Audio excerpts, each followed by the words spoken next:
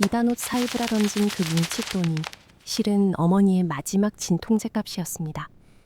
성공에 눈이 멀어 저는 제 손으로 어머니를 매정하게 내쫓고야 말았습니다. 그렇게 모든 것을 잃고 바닥에 내동댕이 쳐진 후에야 저는 진실을 마주했습니다. 멈춰버린 시간 속 지독한 후회로 시작되는 한 남자의 가슴 아픈 이야기입니다. 사연이 시작되기 전에 구독과 좋아요 눌러주세요. 어머니, 이게 아니었어요. 제가 대체 무슨 짓을 한 건지 시간을 되돌릴 수만 있다면 지금 제 눈앞에 보이는 이 모든 것, 제가 평생을 바쳐 이뤄낸 이 모든 것들을 다 버려도 좋으니 단 하루만이라도, 아니 단 한 시간만이라도 그때로 돌아갈 수만 있다면 저는 정말이지 무슨 짓이든 할 수 있을 것 같습니다. 제 손목에는 아버님의 유품이었던 낡은 시계가 채워져 있습니다. 어머니가 그렇게나 아끼고 소중히 여기셨던 바로 그 시계 말이에요. 한때 전당포에 차가운 진열장 신세를 져야 있던 이 시계는 이제 제 성공의 상징처럼 번쩍이는 이 사무실에서 유일하게 살아 숨쉬는 존재 같습니다. 째깍, 째깍, 규칙적으로 흐르는 초침 소리가 마치 제 심장을 두드리는 것만 같아 저는 가슴이 철렁 내려앉곤 합니다. 그 소리는 저에게 끊임없이 속삭이는 듯합니다. 너는 돌이킬 수 없는 죄를 지었다고. 네가 놓쳐버린 시간은 영원히 돌아오지 않는다고 말입니다. 사람들은 저를 성공한 사업가라고 부릅니다. 강남의 마철로 꼭대기에 자리한 제 사무실 창밖으로는 수많은 불빛들이 마치 보석처럼 반짝이며 서울의 밤을 수놓고 있습니다. 최고급 원목으로 만든 책상과 값비싼 가죽 소파, 벽에 걸린 유명 화가의 추상화까지 이 공간을 채우고 있는 모든 것들은 제 성공의 증거이자 자부심이었습니다.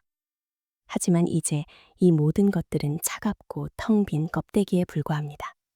어머니가 없는 이곳은 그저 거대한 무덤일 뿐입니다. 성공한 제 인생의 유일한 흠, 저는 한때 그렇게 생각했습니다.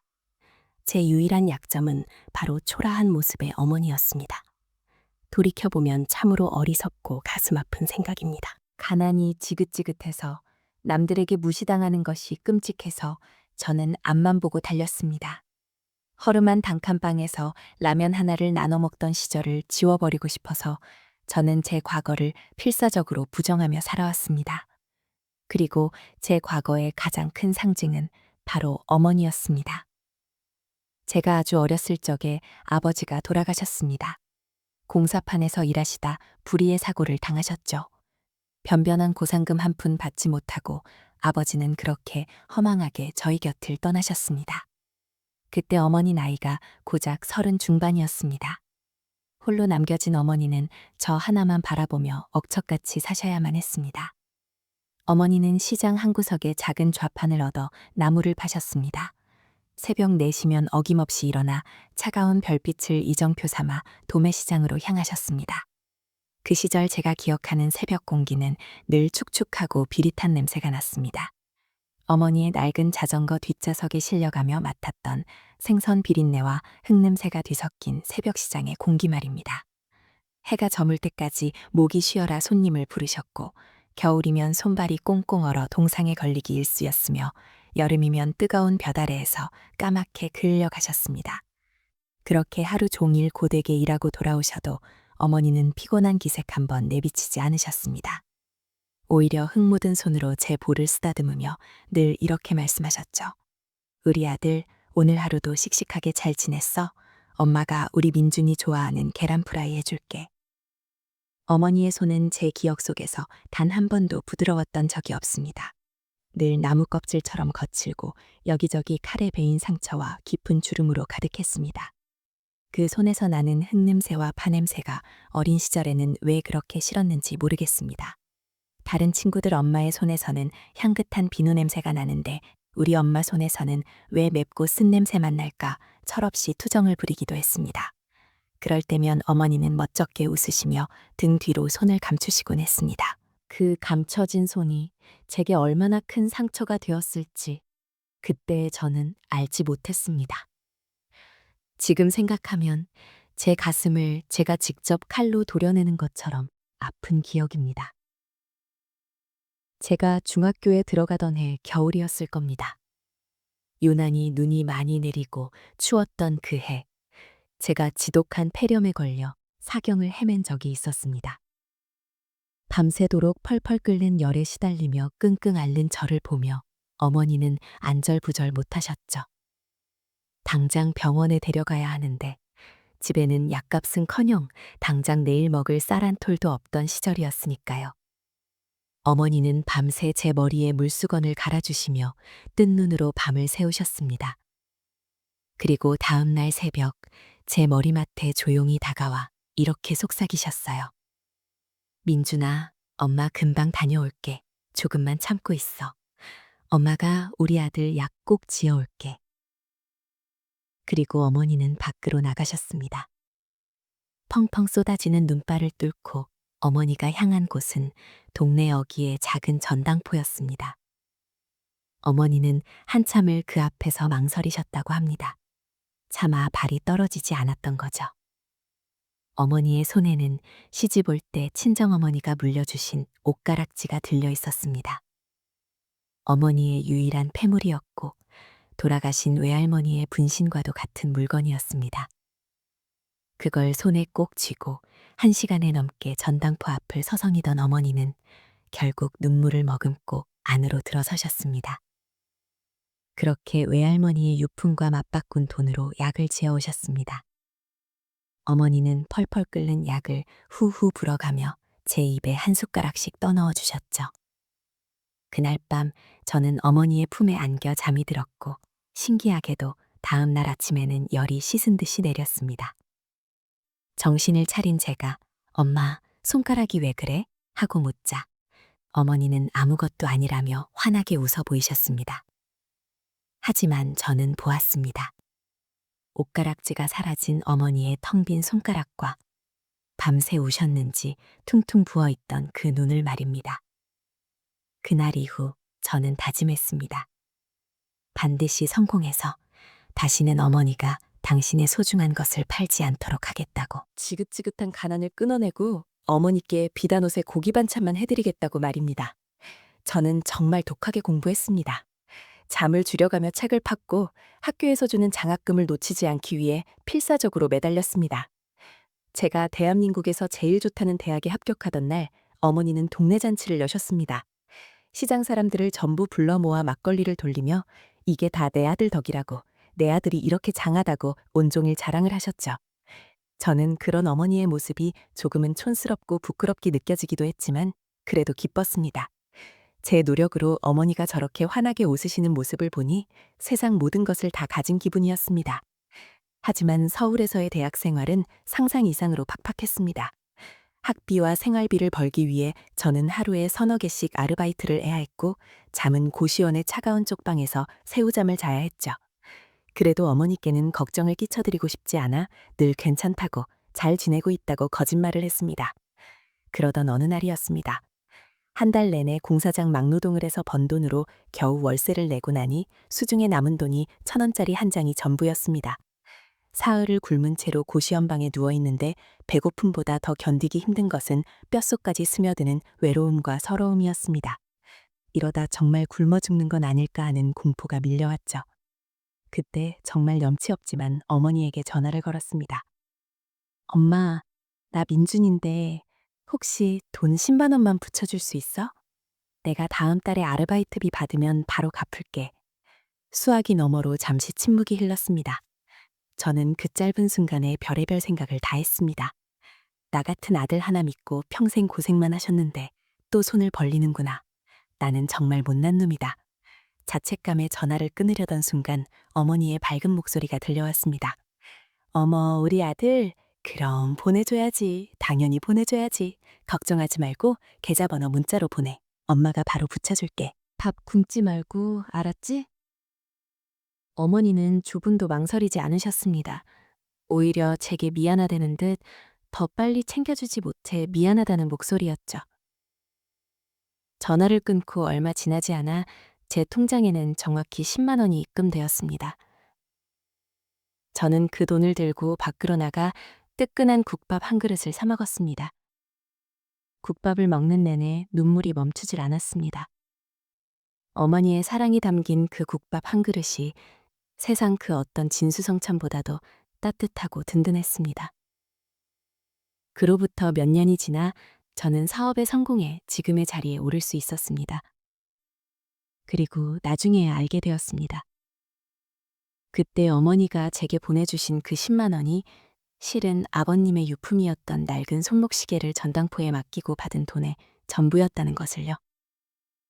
당신의 목숨보다 소중히 여기던 남편의 유품을 배고픈 아들을 위해 망설임 없이 내어주셨던 겁니다. 이 모든 것을 기억하고 있었으면서도 저는 어쩌자고 그런 끔찍한 죄를 저지른 것일까요? 그날 아침 어머니가 싸들고 오신 갈비찜의 온기가 어쩌면 제 인생을 구할 마지막 기회였을지도 모른다는 사실을 그때는 왜 몰랐던 걸까요? 성공이라는 달콤한 독배에 취해 저는 점차 변해가고 있었습니다.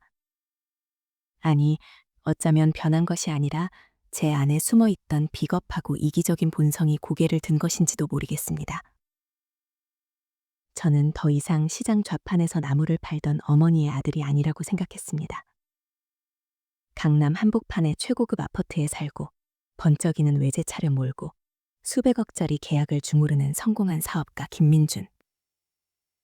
그것이 제 새로운 이름이고 제 유일한 정체성이어야만 했습니다. 그렇게 스스로를 세뇌하며 저는 어머니와의 거리를 두기 시작했습니다. 처음에는 그저 바쁘다는 핑계를 댔습니다. 주말에도 중요한 회의가 있다, 해외 춘장이 잡혔다 하는 식으로 어머니의 전화를 피하기 일쑤였죠.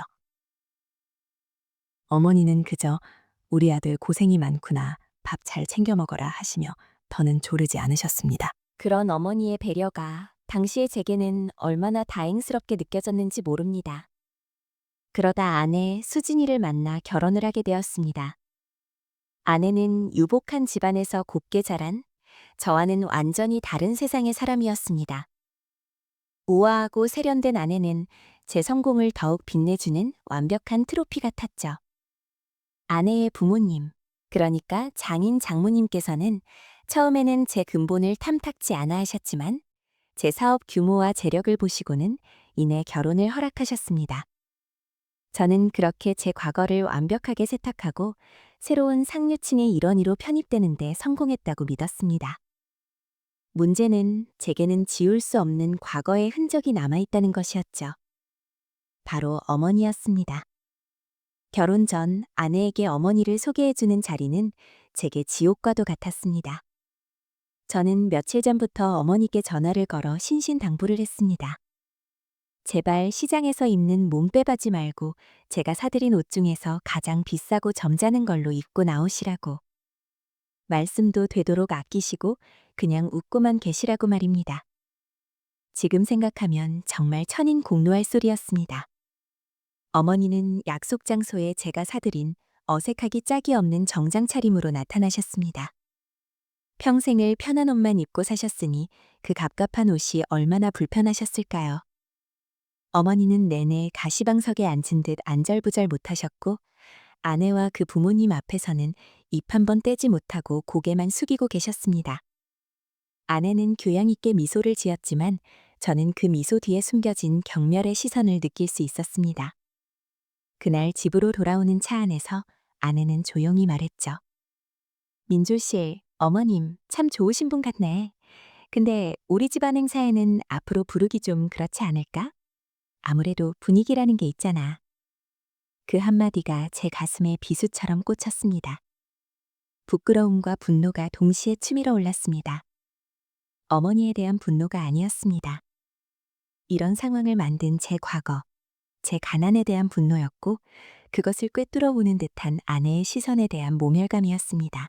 저는 그날 이후 어머니를 더욱 철저하게 제 삶에서 지워나갔습니다. 명절이나 생신 때도 찾아뵙는 대신 두둑한 돈봉투를 보내는 것으로 제 도리를 다했다고 생각했습니다. 그 돈이 어머니의 외로움을 조금이나마 달래줄 수 있을 거라고 어리석게도 그렇게 믿었던 겁니다. 그리고 운명의 그날이 다가오고 있었습니다. 민족의 대명절, 추석이었습니다. 그해 추석은 제게 정말 중요한 시기였습니다. 몇 년을 공들여온 해외 투자 유치건이 바로 추석 연휴 직전에 결정되는 상황이었거든요. 만약 이 계약만 성사시킨다면 제 회사는 지금과는 비교도 할 수 없을 만큼 성장할 수 있는 그야말로 제 인생의 분수령이 될 중요한 순간이었습니다. 추석을 며칠 앞둔 어느 날 밤 중요한 프레젠테이션 준비로 야근을 하고 파김치가 되어 집으로 돌아왔는데 식탁 위에 웬 낯선 반찬통들이 놓여 있었습니다. 뚜껑을 열어보니 제가 어릴 적 좋아했던 깻잎 장아찌와 멸치볶음, 오이지 무침 같은 것들이었습니다. 누가 봐도 어머니의 솜씨였죠. 거실 소파에 앉아 TV를 보던 아내에게 물었습니다. 수진아, 이거 뭐야? 어머니 다녀가셨어? 아내는 TV에서 눈을 떼지도 않은 채 건성으로 대답했습니다. 응, 아까 낮에 웬 반찬을 이렇게 잔뜩 싸오셨는지 몰라. 우리 집은 이런 거 잘 안 먹는다고 말씀드려도 자꾸만 냉장고 자리만 차지하게. 그 말투에 짜증이 섞여 있다는 걸 저는 금방 알아차릴 수 있었습니다. 아니나 다를까 아내는 리모컨으로 채널을 돌리며 한마디 덧붙였어요. 그리고 자기야, 어머님한테 말씀 좀 드려. 오실 거면 미리 연락이라도 좀 하고 오시라고. 오늘 우리 집 가사도우미 아주머니 쉬는 날이라 내가 직접 문 열어드렸잖아. 근데 어머님 행색이 경비실에서도 한참을 붙잡고 어디서 오셨냐고 물어봤나 봐. 나 정말 창피해 죽는 줄 알았어. 그 말을 듣는 순간 제 얼굴이 불타는 것처럼 화끈거렸습니다. 창피하다니요? 저를 낳아주고 길러주신 분께 감히 창피하다는 말을 하다니. 당장이라도 아내에게 소리를 지르고 싶었지만 저는 그럴 수가 없었습니다. 왜냐하면 저 역시 아내와 똑같은 생각을 하고 있었기 때문입니다. 하필 오늘 같은 날 왜 예고도 없이 찾아오셔서 사람을 곤란하게 만드실까 하는 이기적인 생각 말입니다. 저는 아무 대꾸도 없이 반찬통들을 집어들었습니다. 그리고는 음식물 쓰레기통에 그것들을 전부 쏟아부어 버렸습니다. 어머니가 새벽부터 일어나 정성껏 만들었을 그 반찬들을 저는 눈 하나 깜짝하지 않고 버린 겁니다. 그것이 앞으로 닥쳐올 비극의 서막이라는 것을 그때 저는 꿈에도 알지 못했습니다. 사건이 터진 추석날 아침은 유난히 하늘이 맑고 높았습니다. 싸늘하지만 상쾌한 가을바람이 창문 틈으로 기분 좋게 스며드는 그런 날이었죠. 저는 아침 일찍부터 일어나 최고급 맞춤 양복을 꺼내 입었습니다. 넥타이를 구심해서 고르고 구두는 먼지 한 톨 없이 반짝이게 닦았죠. 오후에 있을 투자자들과의 미팅 때문이었습니다. 명절에도 쉬지 않고 일하는 제 모습을 보여주며 그들에게 신뢰를 얻어낼 계산이었습니다. 아내는 그런 저를 보며 흐뭇한 미소를 지었습니다. 역시 우리 남편, 뭘 입어도 멋있네. 오늘 계약 꼭 성공하고 와. 아내의 응원을 받으며 현관을 나서려던 바로 그 순간이었습니다. 띵동 하고 초인종 소리가 울렸습니다. 저는 당연히 중요한 서류를 가져다 주기로 한 회사 비서이거나 아니면 미팅 전에 들르기로 한 파트너사 임원일 거라고 생각했습니다. 그런데 인터폰 화면에 비친 얼굴은 제 모든 예상을 무참히 깨버렸습니다. 화면 속에는 낯익은 얼굴, 바로 어머니가 서 계셨습니다. 빛바랜 한복 치마에 낡은 스웨터를 껴입고 머리에는 하얀 서리가 가득 내려앉은 모습, 그리고 양손에는 커다란 보따리와 반찬통이 가득 담긴 비닐봉지를 주렁주렁 들고 계셨죠. 그 모습을 보는 순간 제 머릿속이 하얘지는 것 같았습니다. 심장이 쿵 하고 바닥으로 떨어지는 기분이었습니다. 왜 하필 지금 오셨을까? 혹시라도 투자자들이 조금 일찍 도착해서 이 모습을 보기라도 하면 어쩌지? 온갖 최악의 상상들이 제 머릿속을 스쳐 지나갔습니다. 저는 잠시 문을 열어주지 않고 망설였습니다. 그냥 없는 척, 집을 비운 척 할까 하는 비겁한 생각마저 들었죠. 하지만 이미 인터폰으로 제 얼굴을 확인하셨을 어머니를 외면할 수는 없는 노릇이었습니다. 저는 마지못해 아주 조금만 문을 열었습니다. 마치 불청객을 대하듯 몸을 절반쯤 몸틈에 가린 채로 말입니다. 문을 열자마자 저는 짜증이 가득 섞인 목소리로 말했습니다. 어머니, 여기까지 어쩐 일이세요? 제가 오늘 중요한 약속 있다고 바쁘다고 몇 번이나 말씀드렸잖아요. 제 날카로운 목소리에 어머니는 잠시 움찔하시는 듯 했지만 이내 주름진 얼굴 가득 희미한 미소를 지어 보이셨습니다. 그 미소가 어찌나 어색하고 슬퍼 보였는지 지금도 눈앞에 선합니다. 우리 아들, 얼굴이라도 봐야지. 명절인데 밥은 먹고 다니나 걱정도 되고 내가 너 좋아하는 갈비찜이랑 잡채 좀 해왔다. 안에 들어가서 얼굴만 보고 금방 갈게. 어머니는 그렇게 말씀하시며 안으로 들어오려고 하셨지만 저는 문을 막아선 채 비켜주지 않았습니다. 어머니의 손에 들린 보따리에서 풍겨나오는 음식 냄새가 역겹게 느껴졌습니다. 제 완벽한 공간에 저급하고 촌스러운 냄새가 배는 것을 용납할 수 없었습니다. 제가 이런 거 가져오지 말라고 말씀드렸잖아요. 집안에 음식 냄새 배는 것도 싫고 저 이런 거 이제 안 먹습니다. 입맛 버렸어요. 제 입에서 나온 말이라고는 믿을 수 없을 만큼 차갑고 모진 말이었습니다. 어머니의 얼굴에서 미소가 서서히 사라지는 것을 똑똑히 보았습니다. 그렁그렁 눈물이 차오르는 그 눈을 마주하는 순간 잠시 양심의 가책이 느껴지기도 했습니다. 하지만 바로 그때 안방에서 나온 아내가 제 옆에 서서 속삭였습니다. 풍겨나오는 음식 냄새가 역겹게 느껴졌습니다. 제 완벽한 공간에 저급하고 촌스러운 냄새가 배는 것을 용납할 수 없었습니다. 제가 이런 거 가져오지 말라고 말씀드렸잖아요. 집안에 음식 냄새 배는 것도 싫고 저 이런 거 이제 안 먹습니다. 입맛 버렸어요. 제 입에서 나온 말이라고는 믿을 수 없을 만큼 차갑고 모진 말이었습니다. 어머니의 얼굴에서 미소가 서서히 사라지는 것을 똑똑히 보았습니다. 그렁그렁 눈물이 차오르는 그 눈을 마주하는 순간 잠시 양심의 가책이 느껴지기도 했습니다. 하지만 바로 그때 안방에서 나온 아내가 제 옆에 서서 속삭였습니다. 자기야, 누구야? 어머님이셔? 어떻게? 나 아직 세수도 안 했는데 손님 곧 오실 시간 아니야? 아내의 그 한마디가 제 안에 남아있던 마지막 이성의 끈을 툭 하고 끊어버렸습니다. 아내에게 이런 꼴을 보이고 싶지 않았습니다. 제 성공에 흠집을 내는 어머니의 존재를 당장이라도 지워버리고 싶었습니다. 저는 오히려 더 잔인한 말들을 본물처럼 터져나오기 시작했습니다. 그리고 제발 오실 때 옷이라도 좀 제대로 챙겨 입고 오세요. 사람들이 다 쳐다보잖아요. 이 아파트 사는 사람들이 어떤 사람들인데 제가 누군데 제 어머니가 이런 모습인 거 알면 다들 뭐라고 생각하겠어요. 제 체면도 좀 생각해 주세요.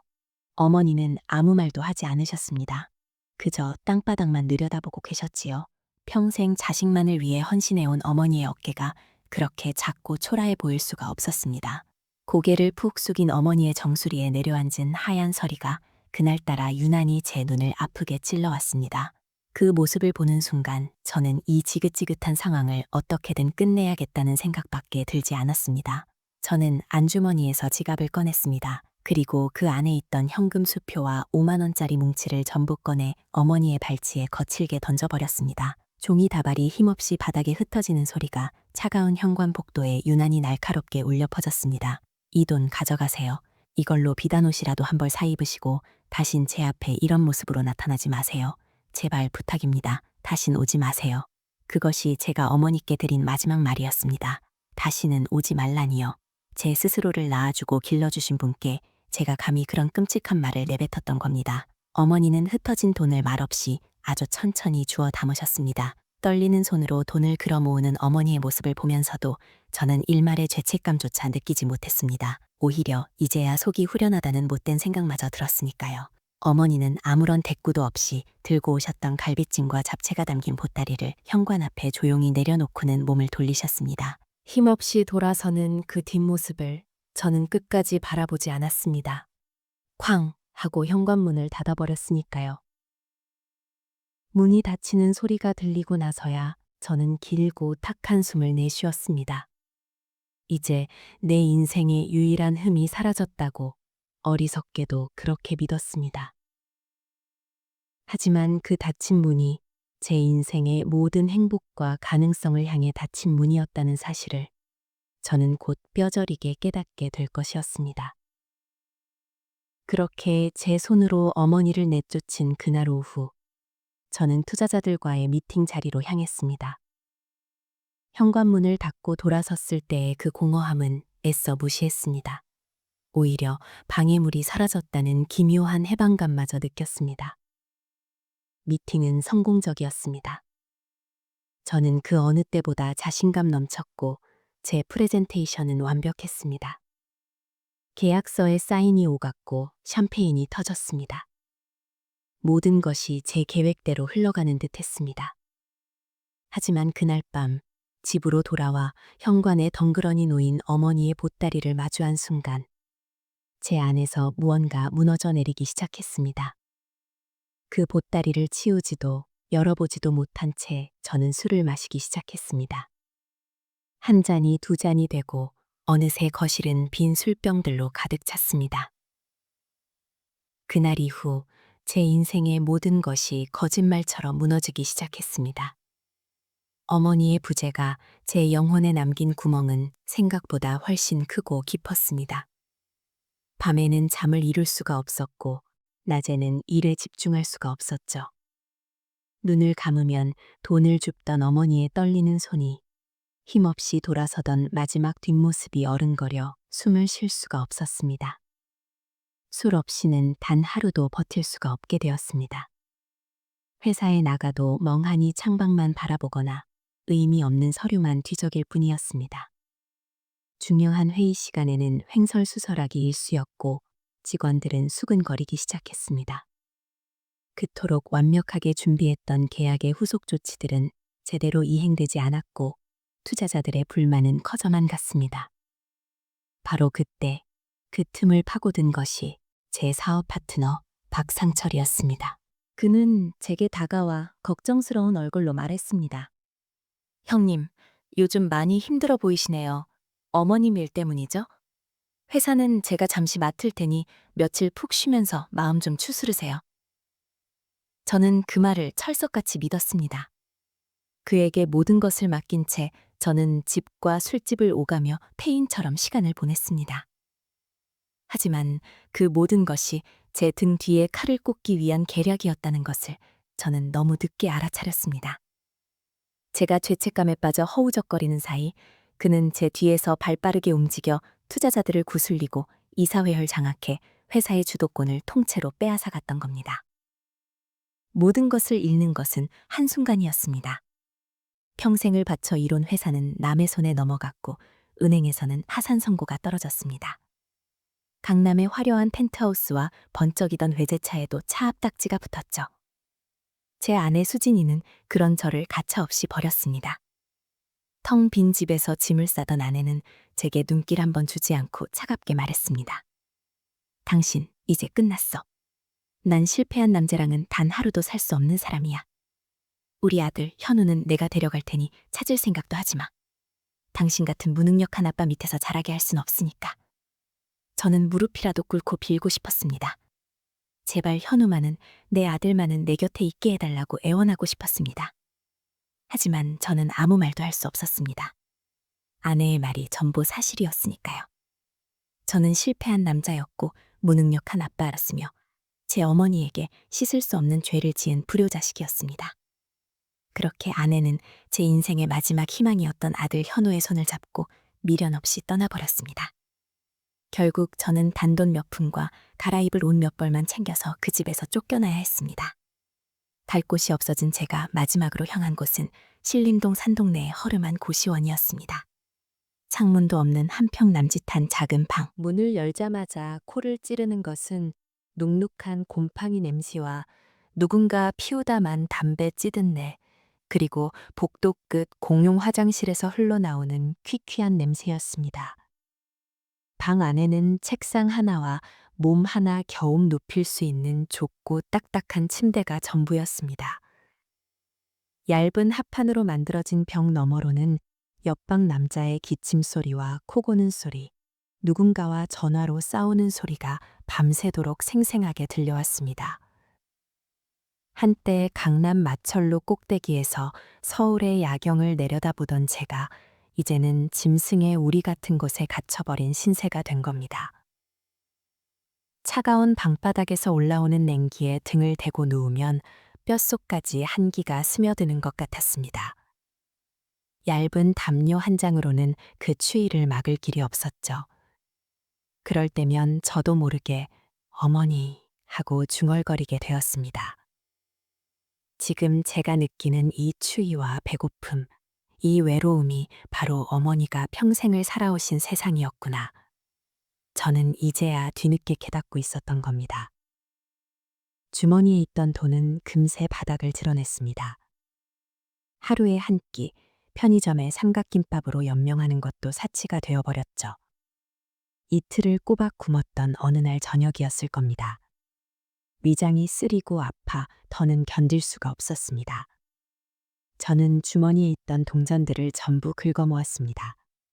100원짜리, 500원짜리 다 합쳐보니 1000원이더군요. 저는 그 돈을 손에 꼭 쥔 채 비틀거리며 편의점으로 향했습니다. 제 목표는 단 하나, 가장 싼 컵라면이었습니다. 진열대 가장 아래 칸에 먼지 쌓인 채 놓여있던 1000원짜리 컵라면을 집어들었을 때 저는 잠시나마 안도의 한숨을 내쉴 수 있었습니다. 이것만 먹으면 오늘 하루는 버틸 수 있겠구나. 그런데 계산대에 컵라면을 올려놓자 아르바이트생인 듯한 젊은 청년이 무심하게 말하더군요. 1100원입니다. 순간 제 머리가 띵 하고 울렸습니다. 1100원이라니요. 제가 알기로는 분명 1000원이었는데 그새 가격이 100원이 오른 모양이었습니다. 제 수중에는 정확히 1000원뿐이었습니다. 단돈 100원이 모자랐던 겁니다. 저는 차마 돈이 모자란다는 말을 할 수가 없어서 잠시 주머니를 뒤적이는 척 했습니다. 하지만 나올 돈이 있을 리가 없었죠. 아르바이트생은 짜증 섞인 눈으로 저를 쳐다보기 시작했고, 제 뒤에 서 있던 손님은 작게 헛기침을 했습니다. 그 순간 제 얼굴이 불타는 것처럼 화끈거렸습니다. 수백억짜리 계약을 주무르던 제가 단돈 100원이 없어서 컵라면 하나를 사지 못하고 있었습니다. 저는 결국 아무 말도 못하고 계산대에 올려놓았던 컵라면을 다시 집어들어 제자리에 가져다 놓았습니다. 그리고는 도망치듯 편의점을 빠져나왔죠. 차가운 밤 공기가 뺨을 때리는데 왜 그렇게 눈물이 쏟아지는지 모르겠습니다. 비참하고 서러워서 길 한복판에 주저앉아 한참을 엉엉 울었습니다. 며칠을 더 굶어 눈앞이 핑핑 돌던 날, 저는 무작정 거리로 나섰습니다. 혹시 길바닥에 떨어진 돈이라도 없을까 하는 헛된 기대를 품고요. 예전에 살던 동네 근처를 하염없이 걷고 있는데 저 멀리서 익숙한 얼굴이 보였습니다. 한때 저와 함께 골프를 치러 다니던 사업가 모임의 후배였습니다. 최고급 양복을 빼입고 아름다운 아내와 팔짱을 낀 채 환하게 웃으며 걸어오고 있었죠. 그와 눈이 마주칠까봐 저는 저도 모르게 골목 어귀에 쌓여있던 쓰레기 더미 뒤로 잽싸게 몸을 웅크렸습니다. 음식물 쓰레기 봉투가 터져 시큼한 냄새가 진동을 했지만 그런 건 아무래도 좋았습니다. 나무로 한 제 모습을 그에게 들키고 싶지 않았으니까요. 쓰레기 더미 뒤에 쪼그려 앉아 숨을 죽이고 있는데 역한 냄새 사이로 고소한 치킨 냄새가 섞여 들어왔습니다. 고개를 돌려보니 옆에 놓인 쓰레기 봉투 안에 먹다 남은 치킨 조각들이 들어있었습니다. 그걸 보는 순간 배고픔이라는 본능과 인간으로서의 마지막 존엄성이 격렬하게 싸우기 시작했습니다. 저는 결국 그 치킨에 손을 대지는 못했지만 쓰레기 더미에 버려진 음식을 보고 갈등했던 제 자신이 너무나도 혐오스러워 견딜 수가 없었습니다. 그날 밤 고시원 방으로 돌아와 저는 처음으로 죽음을 생각했습니다. 이렇게 살아서 무엇하나 어머니께는 씻을 수 없는 죄를 짓고 아내와 자식에게는 버림받은 쓰레기 같은 인생. 차라리 모든 걸 끝내는 게 낫지 않을까. 하지만 아들 현우의 얼굴이 떠올라 차마 그럴 수도 없었습니다. 저는 텅 빈 방 안에서 목 놓아 울었습니다. 어머니, 제가 잘못했어요. 이렇게 벌을 받는 거군요. 제 손목에는 아버님의 낡은 시계가 여전히 채워져 있었습니다. 세상 모든 것을 잃었지만 차마 이 시계만큼은 팔 수가 없었습니다. 어머니의 마지막 사랑이었으니까요. 째깍, 째깍, 규칙적으로 흐르는 초침 소리가 텅 빈 방 안을 가득 채웠습니다. 그 소리는 마치 제 심장을 두드리는 것만 같았습니다. 살아라, 아직 끝나지 않았다. 네가 갚아야 할 빚이 아직 남아있다. 그렇게 저에게 속삭이는 듯 했습니다. 그렇게 희망 없이 하루하루를 버텨가던 어느 날 차가운 가을비가 온 세상을 흠뻑 적시던 날이었습니다. 방 안에만 있으면 미쳐버릴 것 같아 무작정 밖으로 나섰습니다. 비에 젖은 신문지가 발에 채이기에 무심코 집어들었는데 경제면 한쪽에 익숙한 얼굴이 보였습니다. 바로 박상철, 그 인간의 얼굴이었습니다. 혁신적인 리더십으로 위기의 회사를 구한 젊은 CEO. 기사의 제목은 제 눈을 의심하게 만들었습니다. 기사 속에서 그는 환하게 웃고 있었습니다. 제가 앉았던 바로 그 사무실 의자에 앉아서요. 제 모든 것을 빼앗아간 그놈이 세상의 모든 스포트라이트를 받으며 영웅이 되어 있었던 겁니다. 그 사진을 보는 순간 제 안에서 무언가 툭 하고 끊어지는 소리가 났습니다. 분노가 제 온몸을 집어삼켰습니다. 며칠을 굶며 꺼져가던 제 몸에 어디서 그런 힘이 솟아났는지 모르겠습니다. 저는 신문지를 갈기갈기 찢어버리고는 미친 사람처럼 달리기 시작했습니다. 목적지는 단 한 곳, 한때 제 왕국이었던 강남의 그 회사 건물이었습니다.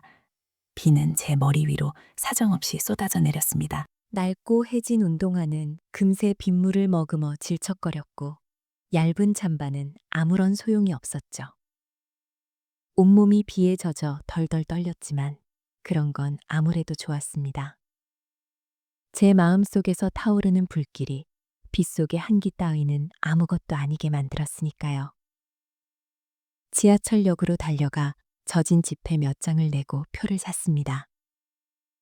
퀴퀴한 냄새가 나는 지하철 안에서 사람들은 저를 벌레 보듯 쳐다보며 자리를 피했습니다. 흠뻑 젖은 채 악취를 풍기는 제 모습이 그들에게는 불쾌했겠지요. 한때는 그들과 같은 혹은 그들보다 더 높은 곳에 있던 저였는데 말입니다. 강남역에 내려 지상으로 올라오는 순간 저는 숨이 턱 막히는 것 같았습니다. 비에 젖은 아스팔트 위로 수많은 자동차의 불빛이 어지럽게 번지고 거대한 빌딩들은 마치 저를 비웃기라도 하듯 하늘을 찌를 듯 솟아 있었습니다. 모든 것이 그대로인데 오직 저만 변해 있었습니다. 이 도시의 화려함 속에서 저는 한 마리의 길 잃은 짐승에 불과했습니다. 저는 절뚝거리며 걸었습니다. 아니, 거의 기다시피 했습니다. 숨이 턱까지 차오르고 심장이 터질 것처럼 아파왔지만 멈출 수가 없었습니다. 박상철, 이 개자식. 내가 이대로 죽지는 않아. 내 놈 낯짝이라도 한번 보고 무슨 짓을 했는지 내 입으로 똑똑히 알려줘야 해. 오직 그 생각 하나로 버텼습니다. 마침내 익숙한 건물이 눈앞에 나타났습니다. 제가 피와 땀으로 세운 회사, 제 인생의 모든 것이었던 그 건물이었습니다. 1층 로비의 회전문을 밀고 들어서는 순간 고급스러운 대리석 바닥과 은은한 조명이 저를 맞았습니다. 하지만 그곳의 모든 것이 저를 거부하는 듯 했습니다. 말끔하게 차려입은 보안 요원이 다가와 제 앞을 막아섰습니다. 어디서 오셨습니까? 용무가 어떻게 되시죠? 그의 눈에는 경계심과 경멸이 가득했습니다. 저는 후드 점퍼를 푹 눌러 쓴 채 잠긴 목소리로 간신히 대답했습니다. 박상철 대표, 만나러 왔습니다. 약속은 하셨습니까? 신분증 좀 보여주시죠. 신분증. 제게는 그런 것이 없었습니다. 지갑도 집도 모든 것을 잃었으니까요. 제가 우물쭈물하는 사이 보안요원의 표정은 더욱 굳어졌습니다. 그가 무전기에 손을 가져다 대려는 순간 저는 그의 어깨를 밀치고 비상계단을 향해 미친 듯이 달리기 시작했습니다. 거기서! 하는 고함 소리가 등 뒤에서 들려왔지만 저는 돌아보지 않았습니다.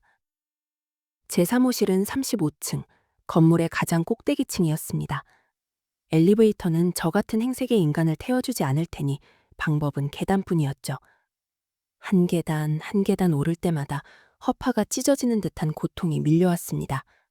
눈앞이 노래지고 다리가 천근만근 무거워졌습니다. 몇 번이고 주저앉아 포기하고 싶었습니다. 하지만 그때마다 제 손목의 시계가 째깍 째깍 저를 재촉하는 것 같았습니다. 어머니의 마지막 선물이 이대로 주저앉지 말라고 저를 채찍질하는 듯 했습니다. 얼마나 올랐을까요? 시간 감각도 공간 감각도 사라졌습니다.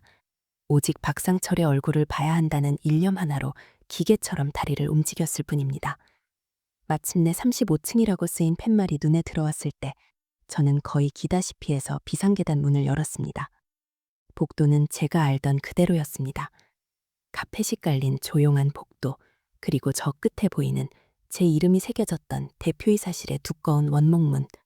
그런데 문이 살짝 열려 있었습니다. 안에서 사람들의 웃음소리가 희미하게 새어나오고 있었습니다.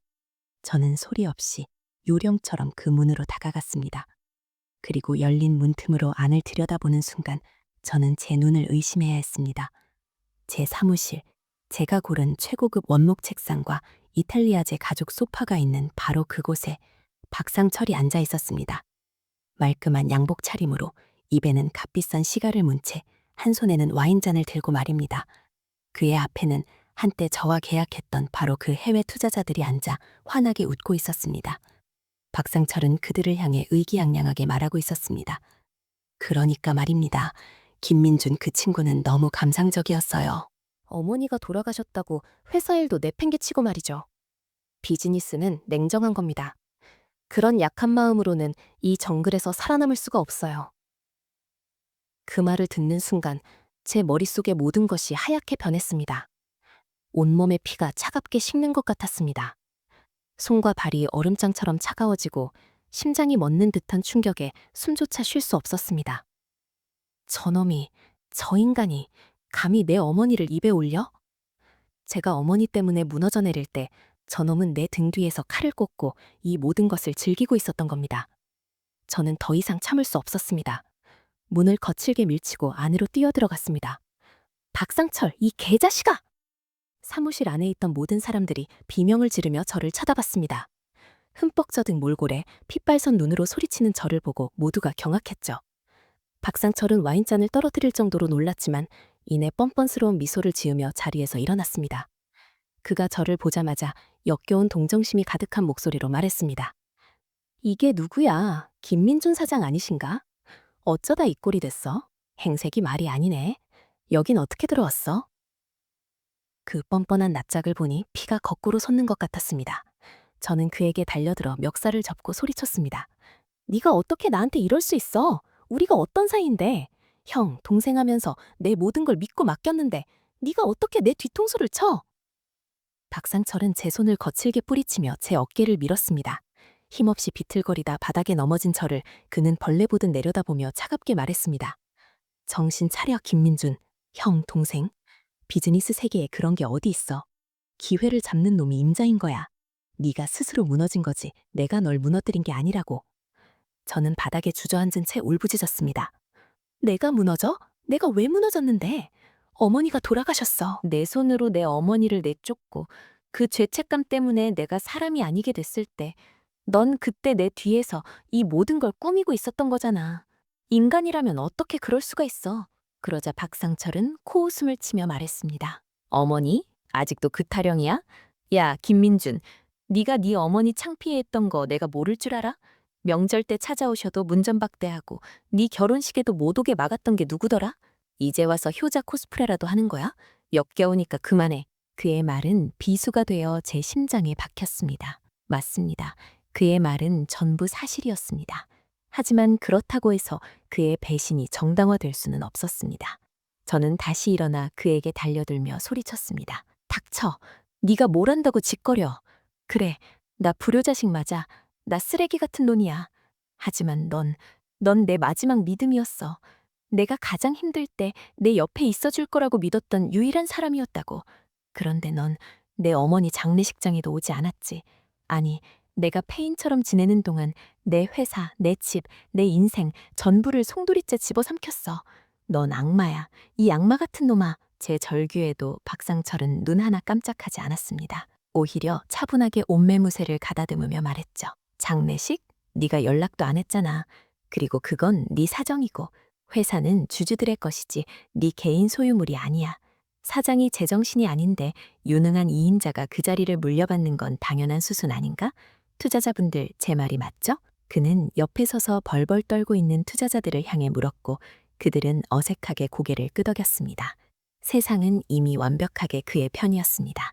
저는 이길 수 없는 싸움을 하고 있었던 겁니다. 저는 마지막 남은 힘을 다해 소리쳤지만 박상철은 제게 다가와 귓가에 조용히 속삭였습니다. 그 목소리는 뱀처럼 차갑고 간사했습니다. 이미 늦었어, 친구. 넌 끝났다고. 이제 그만 네가 있어야 할 쓰레기통으로 돌아가. 아, 참. 제 절규에도 박상철은 눈 하나 깜짝하지 않았습니다. 오히려 차분하게 옷매무새를 가다듬으며 말했죠. 장례식? 네가 연락도 안 했잖아. 그리고 그건 네 사정이고. 회사는 주주들의 것이지 네 개인 소유물이 아니야. 사장이 제정신이 아닌데 유능한 2인자가 그 자리를 물려받는 건 당연한 수순 아닌가? 투자자분들, 제 말이 맞죠? 그는 옆에 서서 벌벌 떨고 있는 투자자들을 향해 물었고 그들은 어색하게 고개를 끄덕였습니다. 세상은 이미 완벽하게 그의 편이었습니다.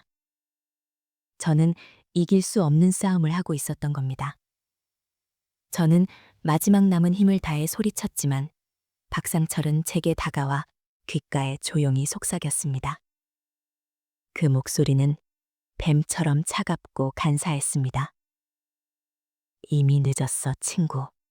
넌 끝났다고. 이제 그만 네가 있어야 할 쓰레기통으로 돌아가. 아, 참. 네 아들 현우는 잘 있더라. 얼마 전에 새 아빠랑 백화점에서 장난감 사는 거 봤는데 아주 행복해 보이던데. 아들, 현우. 그 이름을 듣는 순간 제 안의 마지막 이성이 완전히 끊어져 버렸습니다. 저는 눈이 뒤집혀 책상 위에 있던 명패를 집어들고 그에게 휘둘렀습니다. 하지만 제 공격은 허공을 갈랐고 그 순간 사무실 문이 열리며 보안 요원들이 들이닥쳤습니다. 그들은 제 양팔을 붙잡고 저를 거칠게 밖으로 끌어내기 시작했습니다. 놔! 이거 놔! 박상철! 너 내가 가만두지 않을 거야! 너 반드시 천벌받을 거야! 저는 발버둥치며 악을 썼지만 굶주리고 지친 제 몸은 성인 남자 둘을 당해낼 수 없었습니다. 질질 끌려나가면서 저는 마지막으로 사무실 안을 돌아보았습니다.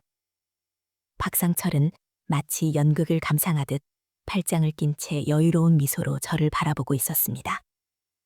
그의 손목에서 제가 그에게 선물했던 값비싼 명품 시계가 번쩍이는 것이 보였습니다. 그 순간 저는 제 손목을 보았습니다. 아버님의 유품이자 어머니의 마지막 사랑이 담긴 낡은 시계. 그 시계와 박상철의 번쩍이는 시계가 겹쳐지면서 저는 깨달았습니다. 제가 잃어버린 것은 단순히 돈이나 명예가 아니라는 것을요. 제가 영원히 되찾을 수 없는 것은 바로 시간이었습니다. 어머니와 함께 할 수 있었던 시간, 아들과 함께 웃을 수 있었던 시간. 엘리베이터에 강제로 태워져 1층으로 끌려 내려오면서 저는 더 이상 저항하지 않았습니다. 온몸의 힘이 쭉 빠져나갔습니다. 건물 밖으로 내동댕이 쳐듯 쫓겨나 차가운 빗물이 흥건한 아스팔트 바닥에 쓰러졌습니다. 빗물과 눈물이 뒤섞여 얼굴을 타고 흘러내렸습니다. 저는 텅 빈 하늘을 향해 목 놓아 울부짖었습니다. 어머니, 어머니, 제가 잘못했어요. 다 제 잘못이에요. 저를 용서하지 마세요. 제발 저를 용서하지 마세요. 그것은 박상철을 향한 분노가 아니었습니다. 세상을 향한 원망도 아니었습니다. 오직 저 자신을 향한 뼛속 깊은 후회와 참회의 울음이었습니다. 강남의 화려한 불빛은 비에 젖어 흐릿하게 번져갔고 저는 그 차가운 아스팔트 위에서 한참 동안 일어나지 못했습니다. 그렇게 차가운 아스팔트 바닥에 엎드려 얼마나 울었을까요? 쏟아지는 비가 제 눈물인지 하늘의 눈물인지 분간조차 할 수 없었습니다. 온몸은 이미 감각을 잃을 정도로 차갑게 식어버렸고 머릿속은 텅 비어 아무런 생각도 할 수 없었죠. 그냥 이대로 이 차가운 빛 속에서 조용히 사라져버리고 싶다는 생각뿐이었습니다. 그때였습니다. 누군가 제 머리 위로 우산을 씌워주는 것이 느껴졌습니다.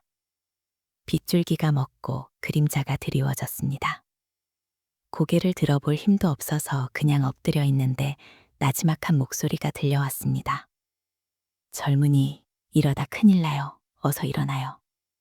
제법 나이가 지긋한 할아버지의 목소리였습니다. 무슨 사연인지는 모르겠지만 이렇게 자기 몸을 함부로 하는 건 아니야. 자, 이거라도 하나 마시고 속 좀 데워요. 누군가 제 손에 따뜻한 캔커피 하나를 쥐어주었습니다. 그 운기가 얼어붙었던 제 손가락을 타고 팔을 지나 심장까지 전해지는 것 같았습니다. 저는 그제야 천천히 고개를 들었습니다. 허리가 희끗한 노신사 한 분이 인자한 얼굴로 저를 내려다보고 있었습니다. 비에 젖은 제 행색이 말이 아니었을 텐데도 그의 눈에는 조금의 경멸도 담겨 있지 않았습니다.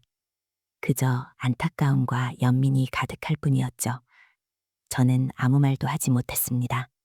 그저 멍하니 그를 쳐다보기만 했습니다. 노신사는 제 어깨를 가볍게 두드려주며 말했습니다.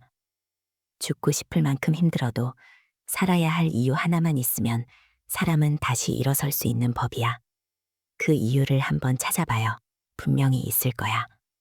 그 말을 남기고 노신사는 제 손에 쥐어준 캔 커피값을 받지도 않은 채 말없이 발걸음을 옮겼습니다. 멀어져가는 그의 뒷모습을 보며 저는 한참 동안 그 자리에 못 박힌 듯 앉아 있었습니다. 살아야 할 이유. 그 말이 제 귓가에 계속 맴돌았습니다. 제게 그런 게 남아있기는 한 걸까요? 모든 것을 잃은 제게 말입니다. 그때 제 손목에서 차갑게 빛나던 아버님의 낡은 시계가 눈에 들어왔습니다. 째깍, 째깍, 멈추지 않고 흘러가는 초침 소리가 칠흑 같은 절망 속에서 희미하게 반짝이는 불빛처럼 느껴졌습니다. 어쩌면 어머니는 모든 것을 알고 계셨을지도 모릅니다. 제가 언젠가 교만과 욕심 때문에 모든 것을 잃고 나락으로 떨어질 것을요. 그리고 그때가 오면 이 시계가 아버지를 대신해서 그리고 당신을 대신해서 저를 지켜줄 것이라고 믿으셨던 게 아닐까요? 멈추지 않는 시간처럼 너의 인생도 여기서 멈춰서는 안 된다고, 다시 일어나 앞으로 나아가야 한다고 그렇게 말하고 싶으셨던 게 아닐까요? 박상철, 그 인간에 대한 분노가 다시금 치밀어 올랐습니다. 하지만 그 분노의 끝에는 무엇이 있을까요? 아무것도 달라지지 않습니다. 남는 것은 더 큰 허무와 자기 파괴뿐이겠지요. 어머니, 당신은 평생을 남을 원망하지 않고 사셨습니다. 그런 당신의 아들인 제가 복수라는 이름으로 제 남은 인생마저 진흙탕에 처박아 버린다면 하늘에 계신 어머니와 아버지는 얼마나 가슴 아파하실까요? 저는 자리에서 천천히 일어났습니다. 빗물에 젖은 몸은 천근만근 무거웠지만 이상하게도 마음은 조금 가벼워진 것 같았습니다. 그래, 복수는 내 몫이 아니다. 내가 할 일은 복수가 아니라 다시 살아내는 것이다. 내 어머니의 아들답게, 내 아들 현우의 아빠답게. 비록 모든 것을 잃었지만 아직 내게는 두 다리와 두 팔, 그리고 뛰는 심장이 있으니까요. 저는 젖은 옷을 입은 채로 새벽 인력시장을 찾아갔습니다. 그곳에서 제 인생의 두 번째 막을 시작하기로 결심했던 겁니다. 처음 해보는 막노동은 상상 이상으로 고되었습니다. 하루 종일 무거운 벽돌을 나르고 시멘트를 섞다 보면 저녁에는 손가락 하나 까딱할 힘도 남아있지 않았습니다. 온몸의 근육이 비명을 질렀고 손바닥은 온통 물집 투성이가 되었죠. 하지만 이상하게도 마음은 편안했습니다. 땀 흘려 번 돈으로 사먹는 뜨끈한 국밥 한 그릇이 예전에 먹던 최고급 레스토랑의 스테이크보다 훨씬 더 달게 느껴졌습니다. 정직한 노동의 대가. 저는 그 단순한 진리를 인생의 가장 밑바닥에 와서야 비로소 깨닫고 있었던 겁니다. 그로부터 몇 년의 세월이 흘렀습니다. 저는 이제 건설 현장이 아닌 작은 식당의 주방에 서 있습니다. 신림동 산동네, 제가 살던 고시원 근처에 작은 백반집을 하나 차렸거든요. 민준이네 밥집이라는 조금은 촌스러운 간판을 내걸고요. 보증금은 몇 년간 인력시장에서 땀 흘려 번 돈과 마지막 남은 자존심 같았던 아버님의 시계를 팔아 겨우 마련했습니다. 시계를 팔던 날 금은방 앞에서 한참을 울었지만 후회는 하지 않았습니다. 아버님과 어머님께서도 죽은 유품을 붙들고 사는 것보다 그 돈으로 새로운 삶을 시작하는 제 모습을 더 기뻐해 주실 거라 믿었으니까요. 제 식당은 아주 작고 허름합니다. 테이블도 고작 4개뿐이고요. 하지만 저는 매일 새벽 시장에 나가 가장 신선한 재료를 고르고 제 어머니가 해주시던 방식 그대로 정성을 다해 음식을 만듭니다. 돈 없고 배고픈 학생들을 위해 공깃밥은 얼마든지 무료로 퍼주고 혼자 오시는 어르신들께는 말동무가 되어드리기도 합니다. 예전처럼 큰 돈을 벌지는 못합니다. 하지만 저는 지금이 제 인생에서 가장 행복합니다. 따뜻한 밥 한 그릇에 잘 먹었습니다 하고 인사하며 나가는 손님들의 얼굴을 볼 때 저는 살아있음을 느낍니다. 누군가에게 따뜻함을 나눌 수 있다는 것이 얼마나 큰 기쁨인지 이제 알게 된 거죠. 박상철 그 친구 소식은 신문 귀퉁이에서 가끔 봅니다. 무리한 사업 확장으로 회사가 어려워졌고 온갖 비리 혐의로 검찰 조사를 받고 있다는 기사였습니다. 한때는 대한민국을 이끌어갈 젊은 리더로 추앙받던 그가 이제는 탐욕스러운 사기꾼으로 전락해버린 겁니다. 그 기사를 읽어도 제 마음은 더 이상 동요하지 않습니다. 그저 안타까운 마음이 들 뿐입니다. 그는 결국 자신이 만든 욕심의 감옥에 스스로 갇혀버린 거겠죠. 얼마 전에는 제 아내였던 수진이에게서 연락이 왔습니다. 이제 중학생이 된 아들 현우가 저를 무척 보고 싶어 한다고요. 저는 떨리는 마음으로 약속 장소에 나갔습니다. 훌쩍 커버린 아들의 모습을 보는 순간 눈물이 왈칵 쏟아질 것 같았지만 꼭 참았습니다. 어색한 침묵이 흐르던 것도 잠시 현우가 제 손목을 보며 물었습니다. 아빠, 할아버지 시계는 어디 갔어요? 저는 담담하게 웃으며 대답했습니다. 그 시계는 아빠가 새로운 삶을 시작하는데 아주 귀한 미천이 되어 주었어. 할아버지랑 할머니께서 아빠한테 주신 마지막 선물이었지. 그리고 저는 현우에게 제가 살아온 모든 이야기를 들려주었습니다. 제가 얼마나 어리석고 교만했는지, 할머니에게 얼마나 큰 죄를 지었는지, 그리고 어떻게 다시 일어서게 되었는지 하나도 숨기지 않고 전부 털어놓았습니다. 제 이야기를 다 듣고 난 아들은 아무 말 없이 제 손을 꼭 잡아주었습니다. 그 작은 온기 속에서 저는 세상 모든 것을 용서받은 기분이었습니다. 지금까지 제 길고 긴 이야기를 들어주신 여러분, 참 부끄럽고 못난 인생이었습니다. 돌이켜보면 제 인생은 온통 후회투성이입니다. 조금 더 일찍 철이 들었더라면, 돈보다 더 소중한 것들이 있다는 걸 미리 알았더라면, 제 어머니를 그렇게 외롭게 보내드리지는 않았을 텐데 말입니다. 저는 한때 돈이 세상의 전부라고 믿었습니다. 비싼 옷, 좋은 차, 넓은 집이 행복의 증거라고 생각했습니다. 그래서 악착같이 돈을 쫓았고 그 과정에서 가장 소중한 사람들을 제 손으로 밀어냈습니다. 하지만 모든 것을 잃고 가장 비참한 바닥까지 떨어지고 나서야 깨달았습니다. 진짜 재산은 통장 잔고가 아니라 내 곁을 지켜주는 사람들이라는 것을요. 힘들 때 기댈 수 있는 어깨, 슬플 때 함께 울어주는 마음, 배고플 때 나눠 먹는 밥 한 그릇. 그런 것들이 진짜 우리를 살아가게 하는 힘이라는 걸 말입니다. 혹시 지금 저처럼 너무 늦었다고 생각하는 분이 계신가요? 이미 돌이킬 수 없는 실수를 저질러 모든 것이 끝났다고 절망하는 분이 계시다면 꼭 이 말씀을 드리고 싶습니다. 하늘은 스스로 돕는 자를 돕는다는 말이 있잖아요. 그 말은 우리가 가장 깊은 절망의 구렁텅이에 빠졌을 때조차도 우리 자신을 포기하지 않는다면 언젠가는 반드시 기회가 온다는 뜻일 겁니다. 제가 차가운 아스팔트 위에서 다시 일어설 용기를 냈던 것처럼요. 어머니가 제게 남겨주신 마지막 선물은 아버님의 낡은 시계가 아니었습니다. 어쩌면 그건 제가 겪어야 했던 그 끔찍한 추락 그 자체였을지도 모릅니다. 모든 것을 잃고 나서야 비로소 소중한 것들을 볼 수 있는 눈을 뜨게 해주셨으니까요. 오늘 저녁 제 작은 식당 창밖으로 노을이 곱게 물들고 있습니다. 된장찌개는 구수하게 끓어오르고 곧 제 아들 현우가 저녁을 먹으러 올 시간입니다. 저는 이제 더 이상 과거를 후회하며 울지 않습니다. 그저 오늘 하루 제게 주어진 이 소박한 행복에 감사하며 살아갈 뿐입니다.